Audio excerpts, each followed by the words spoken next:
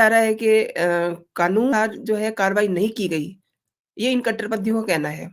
सवाल ये है कि कानून का पालन किया कहाँ जा रहा है? अगर कानून की बात करते हैं, तो इन्हें पहले दिन से ही पता होना चाहिए था कि ये ज़मीन सरकार की है, यहाँ पर कोई भी स्ट्रक्चर खड़ा नहीं किया जाना चाहिए, चाहे वो मदरसा हो, चाहे वो मंदिर हो, चाहे वो मस्जिद हो।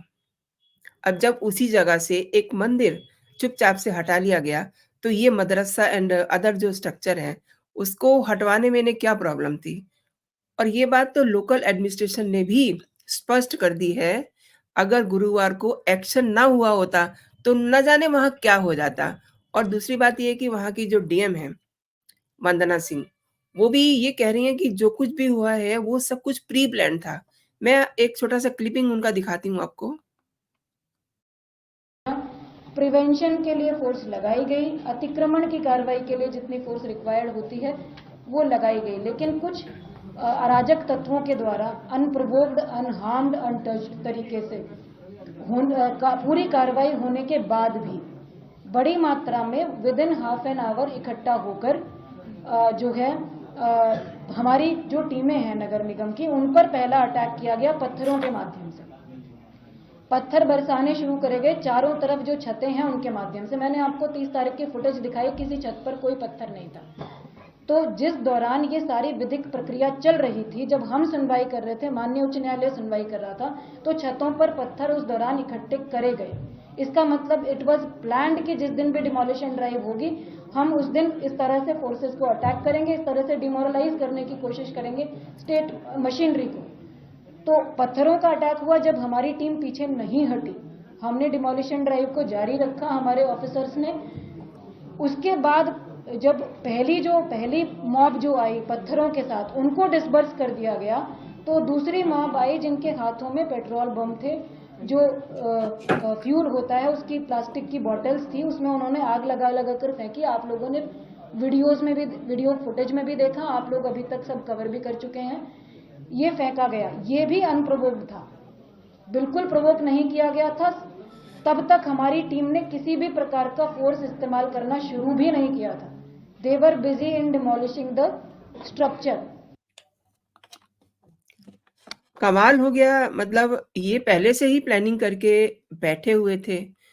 यानी कि जिस दिन से अयोध्या में राम मंदिर की प्राण प्रतिष्ठा हुई, उस दिन से ही कट्टरपंथियों के पेट में दर्द उठ रहे थे।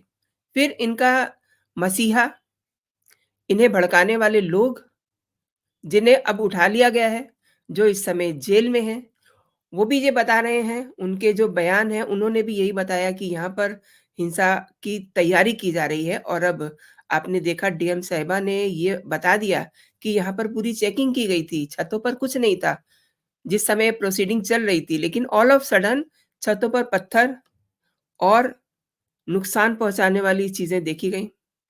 एंड ये तरीका वही है, घरों में पत्थर और फिर भीड़ के ऊपर उस छतों से फेंकना, और जो कार्रवाई करने जाते हैं जवान, उनको अ, पत्थरों से मारना। अब कल की घटना में तो कट्टे भी इस्तेमाल किए गए हैं।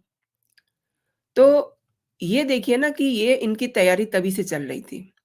हमले में पत्थरबाजी, पेट्रोल बम, सब कुछ यूज़ किया गया, दर्जनों गाड़ियों को आग लगा दी गई, पुलिस थाने को घेर लिया गया, पुलिस वालों को निशाना बनाया गया, जैसा कि अभी आपने देखा कि टारगेट जो है वो पुलिस वाले ही थे।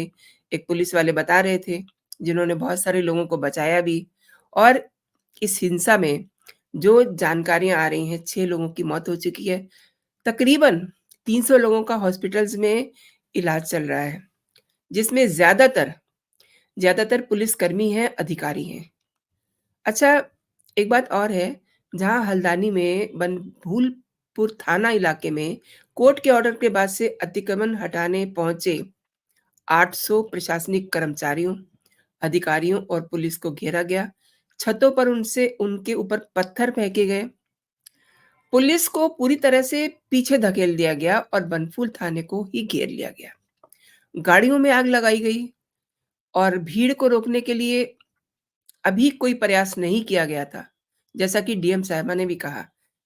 और जब बहुत ज़्यादा अति हो गई, जब बॉटल्स में ज्वलनशील पदार्थ फेंके गए फ़ोर्स के ऊपर, तब गोली चलानी पड़ी। हालाँकि इस समय तो ये आदेश है कि देखते ही गोली मारी जाए और देखते ही गोली मार देनी चाहिए थी।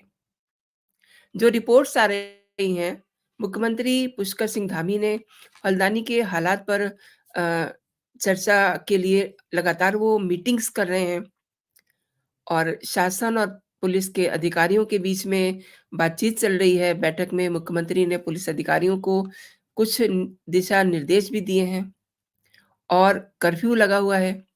इसके साथ ही जो बवाली हैं, उनको देखते ही गोली मारने के आदेश जारी किए गए हैं। अब किए गए हैं, बाद में। वहीं अब जब इतना बड़ा कांड होता है तो अफ़वाहें भी फैलती हैं। लेकिन ये जो चीज़ें मैंने आपको दिखाई हैं ये अफ़वाहें नहीं हैं। ये एक पुलिस कांस्टेबल है जो अपने ऊपर क्या बीता वो बता रहा है। आग की जो तस्वीरें हैं वो हैं और डीएम साहिबा ने क्या कार्रवाई की और इससे पहले उन्होंने बताया। एक बार फिर से आप ज़रा ध्यान से इसको देखिए कि वहाँ पहले से ही तैयारी चल रही थी।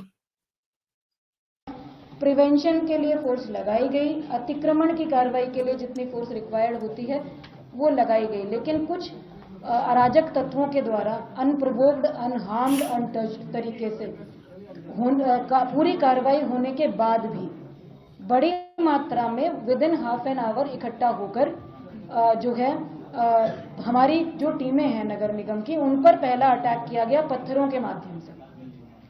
पत्थर बरसाने शुरू। तो अटैक जो है पहला उधर से ही हुआ।